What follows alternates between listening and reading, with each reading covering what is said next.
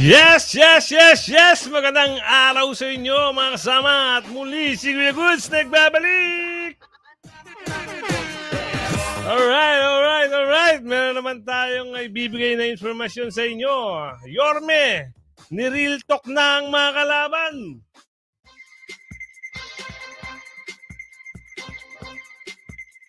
Grabe na talaga. Alam nyo ba kung ano nangyari sa pensyon ng mga senior? Aba, matindi. Tinanggalan ng pensyon itong mga senior citizen sa Maynila. Bakit naman tinanggal? Anong rason? So ngayon, sa video na ito, makikita nyo, mapapanood nyo yung pangyayari, no? Yung mga real talk ni Yorme para dito sa nangyari sa Maynila. Biro mo kawawang mga senior citizen. Konting taon na lang ang ilalaan nito sa mundo kasi may mga edad na eh. So, ang nangyari, di umano, inalis yung senior na pensyon. So, bakit kailangang alisin? Anong problema? 'Di ba? Ibig sabihin, dapat nga ituloy mo eh. Kung ano yung ginawa ng tao ni Yorme noon, dapat tinuloy nyo na lang. 'Di ba? Para hindi kayo mabutasan. Ngayon, nangyayari ngayon, galit sa inyo ang mga taga Maynila, lalo na matatanda. Ha? Tinanggal nyo yung pensyon ng matatanda na pambili na sana ng gamot. So, yan. At bago ang lahat, i-like nyo muna yung video natin para ganahan ng ganahan si Kuya Goods. I-like nyo. At kung bago ka pa lang sa akin channel, subscribe. Hit mo rin yung notification bell para updated ka pag may nilalabas tayong mga video. At syempre, share nyo sa mga kamag-anak nyo. Para maganda-ganda. So meron muna tayong babasahin isang comment to sa atin ng ating subscribers na si Cyrus Estrada. So ito yung sabi niya kasi napanood niya kanina yung video natin. Si Yorme ay may transparency sa pamamahala, matalino at madiskarte. Ginamit niya ang Mandanas ruling para magkaroon ng budget sa infrastructure project niya sa Maynila. Yung budget pambayad sa loan ay galing sa National Treasury. Di ba? Allotted na ang pambayad. May 2 billion IRA ang City of Manila every year. Isipin nyo, yan ang pambayad. Nakikita ng mga Manileño kung saan napunta ang IRA ng Maynila. Pinagawa ni Yorme ng maayos at dekalidad ang mga proyekto para pakinabangan ng taong at pangmatagalan kagaya ng top of the line na public hospitals, right? Schools, housing, Manila Zoo, Slaughterhouse, Manila Muslim Cemetery and Cultural Hall. 'Di ba? Oh, 'di ba? Saan ka pa? 'Di ba? Maraming nakakaalam nito, lalong-lalo na yung may mga edad na. Pero balik tayo dito, naaawa din ako, no? Doon sa mga nawalan ng pensyon ng mga senior na taga Maynila. So simulan na natin, panoorin nyo para ganahan si Kuya Good, share ang video. Siyempre, para maging mapanood pa tayo all over the world. So, eto na. Siklig at umaapaw ka na sa Maynila, peaceful ka sa Maynila. Okay, sige, itatabi ko yung mga matatanda. Tabi muna kayo. Kayong mga anak na natin dito. Ano mararamdaman ninyo? Nanay nyo nakahirati sa karamdaman. 6 na taon na. Hindi bumoto ng 2 eleksyon. Wala na. Hindi na botante. Pero buhay pa. Ano mararamdaman ninyo biglang tinanggalan ng pensyon kasi hindi na siya nakakaboto? So, ibig sabihin, pag walang boto, walang pensyon? Wow! Wow! Hindi. Ano masakit? Tatanda din kayo. Unahan na lang yan. Mahamon na sila. I-real talk lang yan. Ano lang ako na, kakasaglit ko lang na wala eh. Kung anong dapat mag-uwi. Ayun, nabanggit ni Yorme, no? Nasimulan na eh. Ibig sabihin, itutuloy nyo na lang. Diba? bakit kailangan yung tanggalin? 'Di ba? Anong plano, ano yung purpose mo, bakit inalis mo yung, yung, ah, ang tawag dito nakalimutan ko na, eh, yung, pensyon ng mga senior, 'di ba?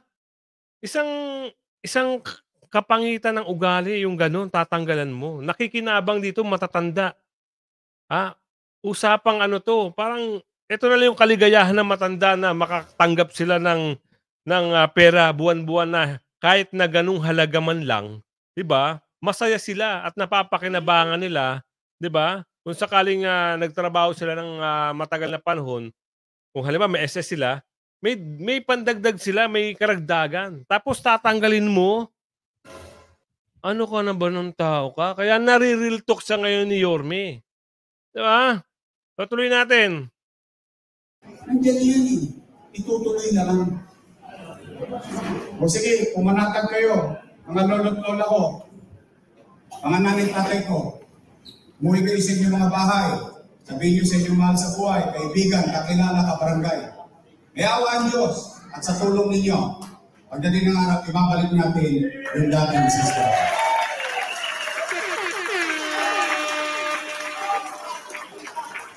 O, pangalawa, totoo ba? Nakapag-check up ka? Online ka ba? Yun. Bakit may gano'n namang issue, 'di ba?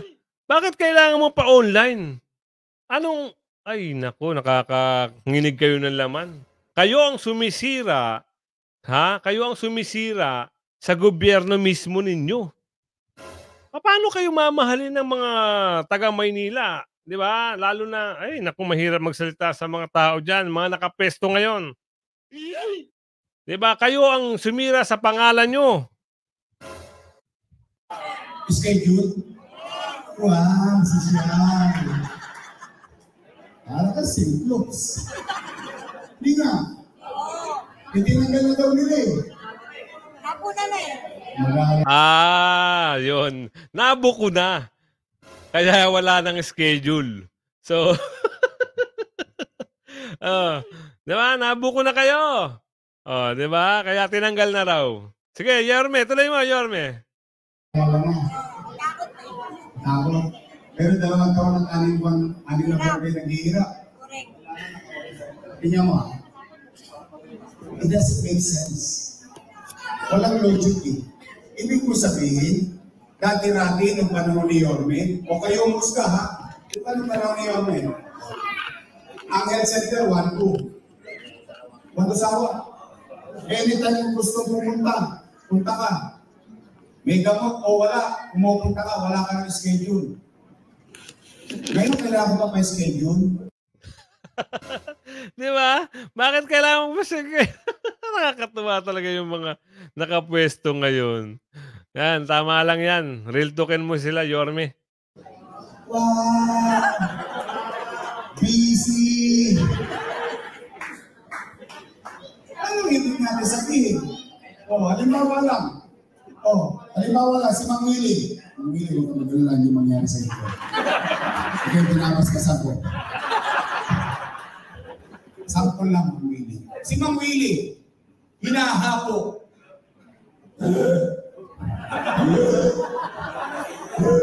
Sabi niya, anak, galing mo nga ako sa health center. Papacheck up ako. Ano sabi ng anak? Tumigil ka tayo, wala kang schedule. Ano mangyari kay Mang Willie?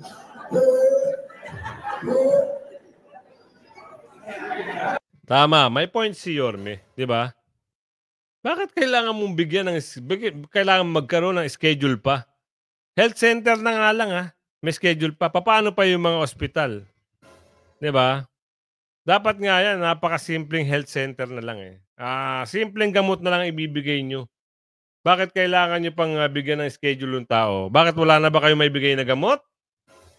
Hindi na ba abot yung pondo na pambili ng gamot? O naman, nawawala na talaga yung pondo?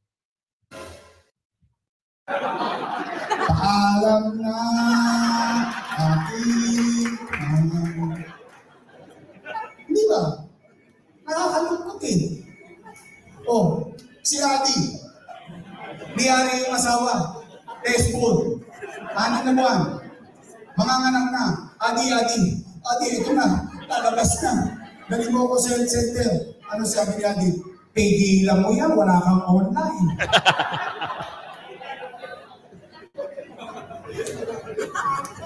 It doesn't make sense. Alam mo, diyan pinaghihiwalay ang leader. Pag ang leader talaga hindi naintindihan yung hirap ng tao. Tama. Alam natin lahat, bawat piso sa tao, mahalaga. Pero mo online, papacheck up ka lang sa health center, may tosgas ka pa. Una, anong kailangan mo? Libre ba loan? Tosgas ka. Ano pangalawa kailangan mo? Cellphone. Libre ba cellphone? Tosgas ka. Paano kung hindi ka pa marunong mag-cellphone? Alam na.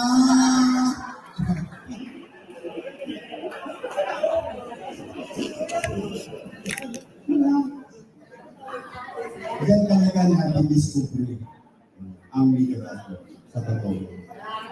Nakakalungkot. O sige, umanatag kayo. Yawa ang Diyos, pagdating ng araw at sa tulong ninyo, ibabalik natin yung dating mag-aang na sistema natin. Yun! Galing talaga ni Yorme. Kahit na sinasabi nilang inalis na nila yan, kung nagawa nila dati, ginagawin nila ulit. Totoo. Kaya lang naman nagkakabili, inaalis sila ngayon kasi talaga nagmamakot na tao. Pahirap eh. Sa totoo lang, yung mga tao may sakit. Alam mo nasa isipan mo, pag may sakit yung mahal sa buhay. Reseta, pusin gamot. Sa totoo, maglalakad yun. Magpapakasakali yun. Hindi niya alam ha. Hindi niya alam kung may gamot sa health center. Magpapakasakali yun. Sana may gamot. Sana may gamot. Ibirin mo ngayon, dalawa na akong problemahin niya. Wala akong lupa.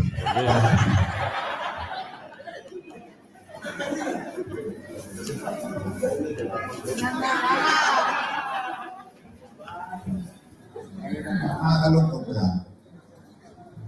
Ayan na. Hindi na tayo. Tapos ako. Dalawa lang muna. Mahaba pa panahon eh. Dalawa lang muna. Inuna ko lang muna yung dalawang bagay na nakakapagpahirap sa tao. Tao muna. Nakita niyo naman yung gawaing bayan. Nakita niyo ba yung mga nangyari sa Manila? Nakita niyo? Hanggang ngayon, nakikita niyo yun. Napapakinabangan ng tao. Uulitin lang natin yun. Ngayon, ang inuuna ko lang, kayo muna. Yung problema muna ng tao, paano maiibsan yung kinakaharap ng tao sa lungsod ng Maynila? Pagdating ng araw, marami pa tayong i-discuss. Hindi ba natin pinag-uusapan ng katudyutan ng Maynila? Yun, tama. Isa pa yun. So, napapansin natin, no, pag napupunta tayo ng Manila, lalo na especially yung Divisoria, so iba na rin, hindi na katulad ng dati.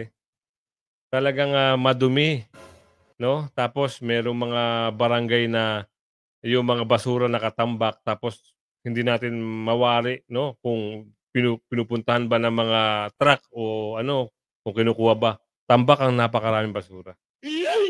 So, sana manumbalik uli yung sigla ng Maynila. Isa pa yan, ha?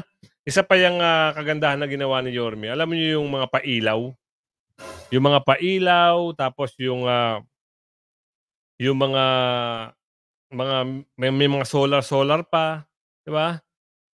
Galing talaga ni Yorme. Sana pag matapos manalo si Yorme, ma-recognize siya ng mga Pilipino sa pamamagitan ng channel natin, no? Makilala siya sa ibang lugar, sa Mindanao, sa Cebu, 'di ba? Sa mga ginagawa niya. Kasi talagang napakagaling. Bibilib ka at bibilib. Kasi mo may gatas. May gatas nung panahon niya, may gatas na insure, may pensyon yung tao, may mga gamot lagi, 'di ba? Suportado niya. Grabe, nakakalungkot lang dahil dun sa mga sumunod na umupo, 'di ba? talagang pinabayaan. Kaya nga sabi nga nila, makikilala mo ang isang tao, makikilala mo ang isang leader 'pag, hinanap na siya ng taong bayan.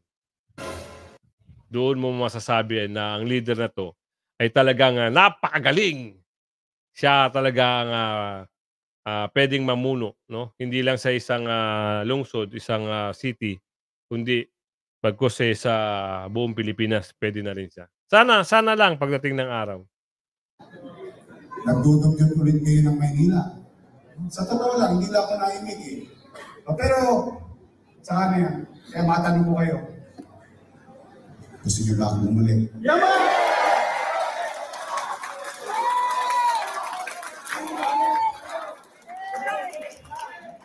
Bakit sinacharot-charot niyo ako, ha?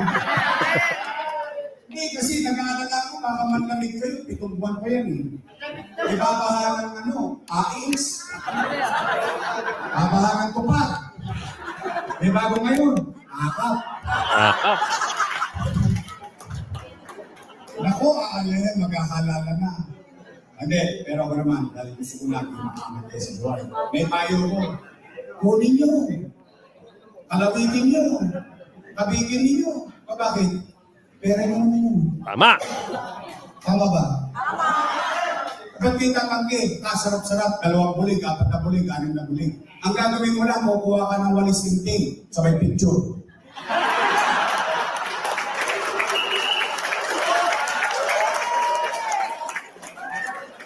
Walang kahirap-hirap.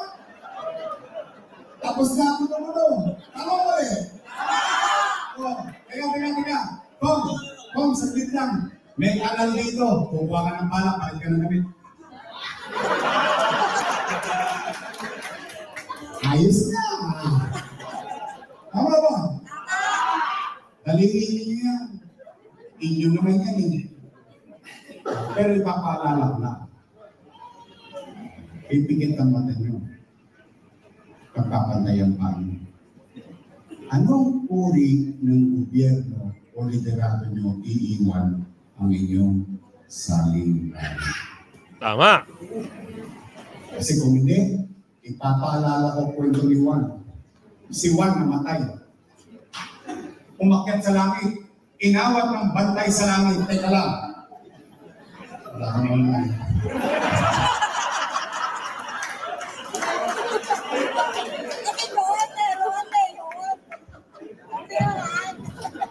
Sabi mo din sa langit, may bago kami regulasyon ngayon. Dahil puro kayo bago regulasyon sa Manila. Meron din kami bago.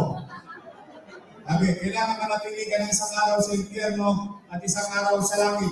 Pagkatapos ng isang araw, ikay malayang makakapamili. Mga nagawa si Juan. Bumawa ng elevator. Dire-diretso hanggang impyerno. Pagbukas sa impyerno, laking ulan ni Juan. Wow!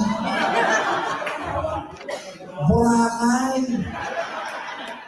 Gold course! Ang daming babies! Pabakambang! Wow! Ang sarap ng buhay sa impyerno. Nagbabaguhan ng amon. Wow! Ang anak, Wanto sawa. Wow! Ang sarap ng buhay sa impyerno. Matapos ang isang araw umakyat na sa langit. Bumukas ang elevator. At bukas sa langit, nakita ni Juan ang mga tao sa langit. Naghaharap.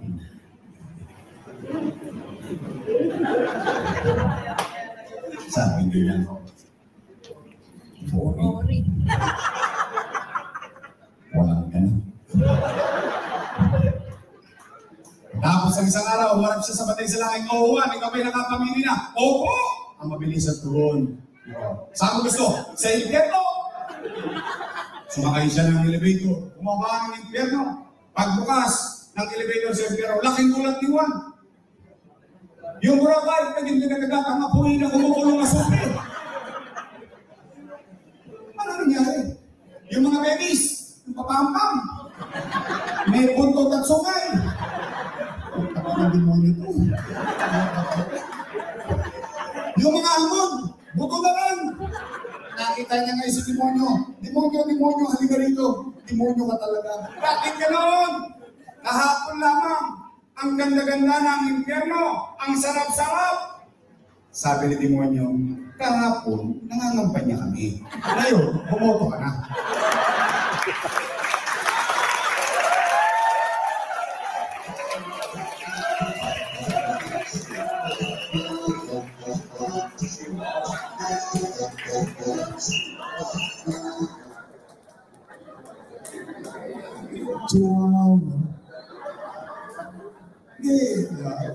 Iyan ay isang kwento na maaaring natin kapulutan ng araw. Tama naman. Ngayon, gusto nyo ba talaga akong bumalik? Mangis? Next time? Sulaman? Mamatay na sila? Ayaw ko kayo madisgrasya, ayaw kausap ko eh. Mahirap na. O hindi. Sige, ayaw may gusto niyan. Dapat nasa pahingahan na. Sila na nga nakaupo eh. Lahat pa nga sila din. Pagbubutihan na lang nila. Hindi pa nila pinagbutihan. O, ngayon. So yan, tama naman, no? Pagbubutihan nyo. Kagaya sinabi natin ganyan, pagbubutihan na nga na lang nila eh. Bakit hindi pa inayos? Ando na yung pamimigay ni Yorme ng gatas, sa pensyon sa mga senior, yung mga gamot. Dagdagan na lang. Dapat dagdagan pa nila kung ano yung pwedeng idagdag pa. Diba? Wala talaga silang initiative yung mga, alam nyo na kung sino yung mga nakapesto ha. Talagang magagalit at maiinis ka, no? Pinayos na, ano pa bang gagawin? Diba? Nailatag na lahat. Diyos mio, Marimar. Sige nga. Pwede ba ako mag-request? Straight. Yun!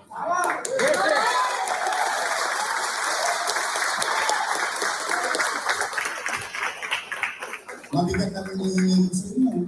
Yan mga kasama, kung kayo po ay boboto at boboto nyo si Yorme, straight nyo na para wala nang makapwestong kalaban. Kasi magiging kontra lang yan sa sa adhikain ni Yorme, sa pamamalakad ni Yorme.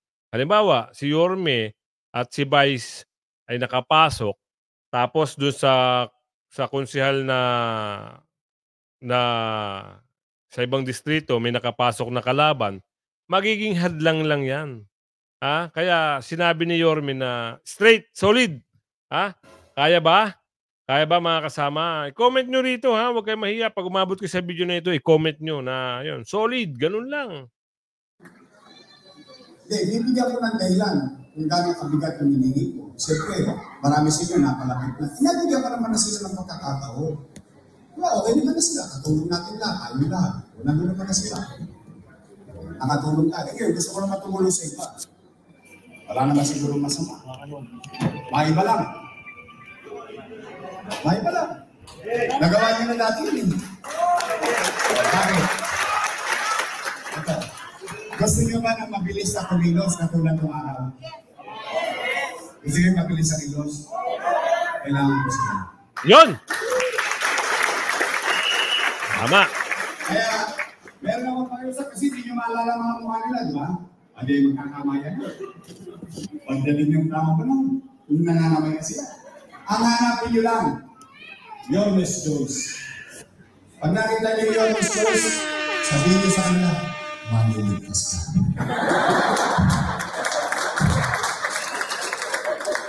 May tatala ka, hindi ka malulog mo, susunod ka na po, hindi ka pumulog ka sa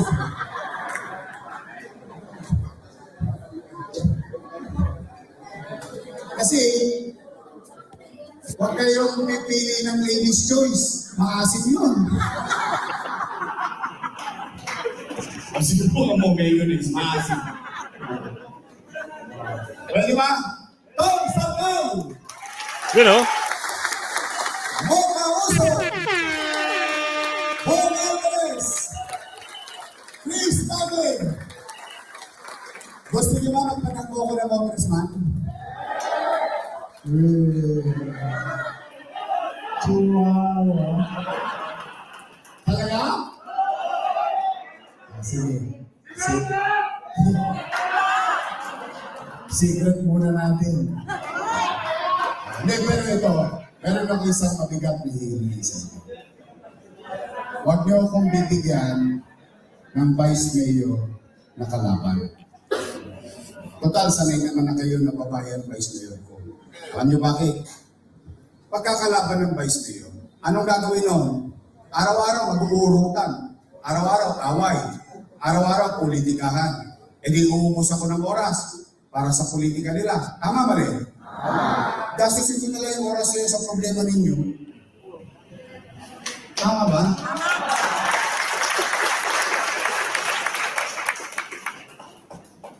Pwede?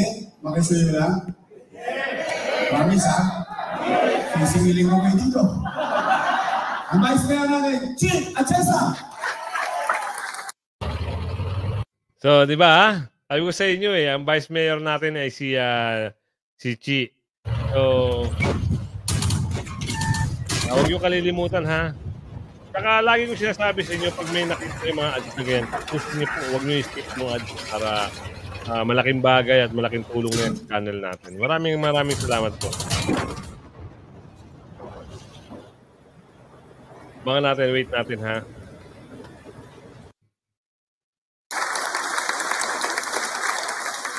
Basta yung congressman, steady lang kayo sa headway. Hindi kayo mawawalan.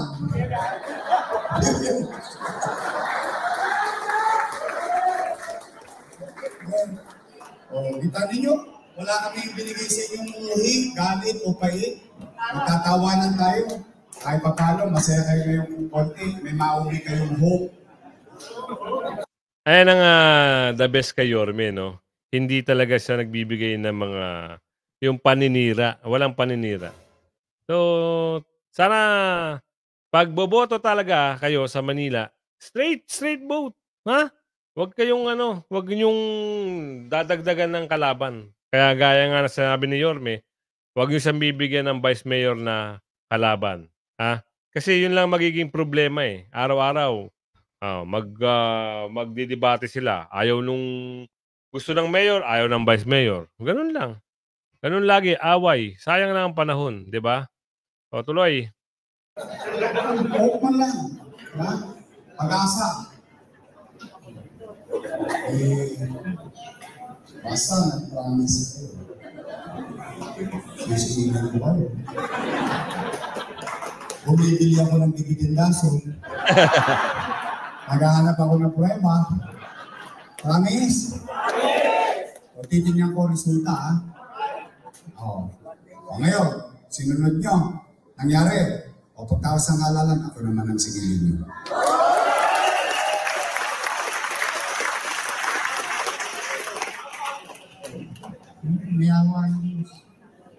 Miyawa ako, naniniwala ko lang. Miyawa. Huwag lang kayo susuko. Kaya yung mga lolo-lola ko, miyawa Diyos, natali natin. Abangan yung buhay nyo. Kasi masarap ang buhay sa akin ng senior citizen. May insure, may regalo, may allowance, may cake. O yung cake dati, ganyan, di ba? Ngayon may cake ulit. Hotcake. Cupcake. Saka hotcake. Bakit yun? Yung inflation, yung gatas dati, ganyan. Hindi, ganyan naman, ganyan. Ngayon, gatas yan, siko. Uulitin na lang Itutuloy na lang Nakakalapot naman. Ito yung kaya ka na tao. O sige, uwi na. Okay, kasi baka magkabunod pa si Chi Atchesa dito, baka mabuta yung tanggalya. Let! Ikaw muna kaya. Pag-asa sila na sa Let. Laga! Inalpak mo na yan! Okay? Basta, mahal na mahal.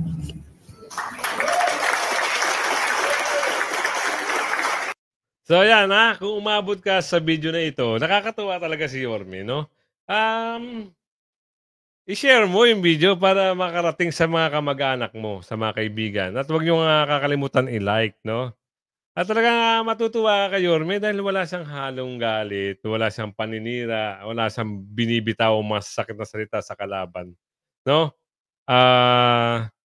Gaya ng sinabi niya, um, itutuloy na lang sana nila, hindi pa ginawa. Bakit gano'n? 'Di ba, maganda naman sana yung hangarin ni Yorme, kung dinire-diretso lang. Oh, may gatas ang matatanda, may cake na 'di ba, ang laki, eh. Tapos gatas na ano, tapos bigla daw biglang lumiit. Ano ba 'yun? Pero gano'n pa man, hanggang sa susunod na video ulit tayo. Sayawan na! Salamat at lagi kayo nandiyan, no, Lagi kayo nakasuporta kay Kuya Goods. Sunod magla-live tayo, no? Magla-live tayo para makapag-usap, makapagkwentuhan tayo, pagbigyan tayo ng mga komento sa bawat isa. Maraming salamat po at mabuhay kayong lahat!